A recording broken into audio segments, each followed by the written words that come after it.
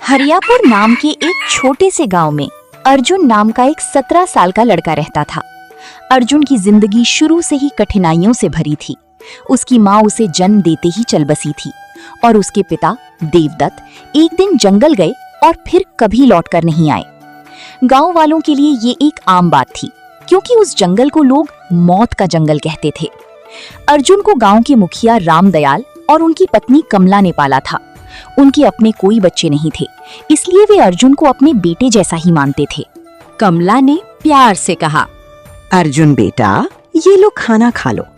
माँ, मैं कब तक आप लोगों पर बोझ बनकर रहूंगा? तुम बोझ नहीं हो बेटा, तुम हमारे बेटे हो। अर्जुन ने तय कर लिया, अब वो खुद कमाएगा। अर्जुन ने कहा, अब समय आ गया है कि मैं कुछ करूं।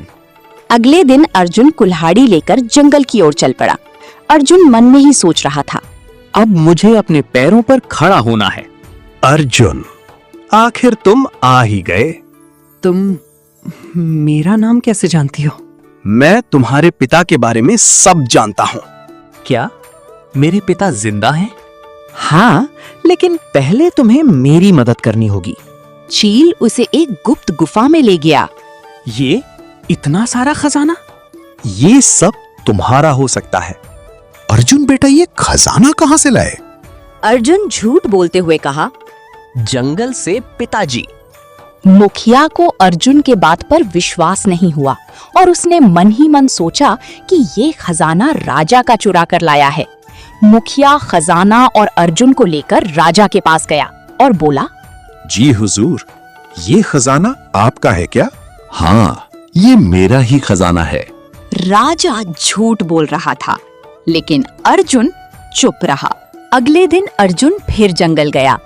इस बार उसे एक साधु मिला और बोला, बेटा, उस चील से दूर रहो, वो खतरनाक है। मुझे सिर्फ अपने पिता से मिलना है। अर्जुन ने साधु की बात नहीं मानी। उसने चील के बातों में उलझ गया। चील ने कहा था, कल पूर्णिमा की रात इसे तोड़ देना, मैं आजाद हो जाऊंगा और तुम्हारे पिता मिल जाएंगे। अर्जुन गुफा में पहुंचा। जैसे ही वो कलश तोड़ने वाला था, साधु और मुखिया वहां आ गए। दोनों ने बोला, रुको अर्जुन, ये चील नहीं, एक खतरनाक राक्षसी है। तुम्हारे पिता ने अपनी जान देकर इसे कैद किया था। अर्जुन उलझ गया। एक तरफ चील, दूसरी तरफ सच, और उसने गलती कर दी। उसने कलश तोड़ दिया। चील एक भयानक राक्षसी में बदल गई। अब मैं आजाद हूँ। अब इसे रोकने का एक ही तरीका है, किसी को बलिदान देना होगा। मेरे पिता ने भी यही किया था। अब मेरी बारी है। अर्जुन कुएं में कूद गया। राक्षसी फिर कैद हो गई। गांव बच गया, लेकिन अर्जुन चला गया। लालच और अंधविश्वास इंसान को विनाश की ओर ले जाता है। सच्चाई को पहचानना जरूरी है।